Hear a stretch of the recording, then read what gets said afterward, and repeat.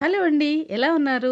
Capsicum, cabbage, ఉల్లిపాయ, పచ్చిమిరపకాయలు, వెల్లుల్లిపాయలు, కరివేపాకు వేసేసుకుని, కాలీఫ్లవర్ గూడా ఒక్క ఉడుకు రానిచ్చి, కాలీఫ్లవర్ గూడా వేసుకుని, దాంట్లోకి ఒక కప్పు కార్న్ ఫ్లోర్, 2 టేబుల్ స్పూన్లు శనగపిండి, 1 టేబుల్ స్పూన్ బియ్యపిండి కూడా వేసుకుని, రుచికి తగినంత ఉప్పు వేసుకుని, ఈ వెజిటబుల్ ముక్కలకి పిండంతా కలిసేలాగా ఒక్కసారి ఇలా కలిపేసుకోండి. కలిపేసుకున్నాక రుచికి తగినంత కారం వేసుకోండి. ఒక స్పూన్ గరం మసాలా గూడా వేసేసుకుని, కొంచెం కొంచెం నీళ్లు చల్లుకుంటూ పకోడీ పిండి కలిపేసుకోండి. కూరగాయ ముక్కలన్నీ చక్కగా వేగి భలే రుచిగా ఉంటాయండి. ఇలా నూనె వేడెక్కాక పకోడీ వేసేసుకోండి. ఈ పకోడీ ఉల్లిపాయ పకోడీకి తాతలాగా ఉంటుందండి. ఉల్లిపాయ పకోడీనే అద్భుతం అంటే ఇది అంతకు మించన్నమాట.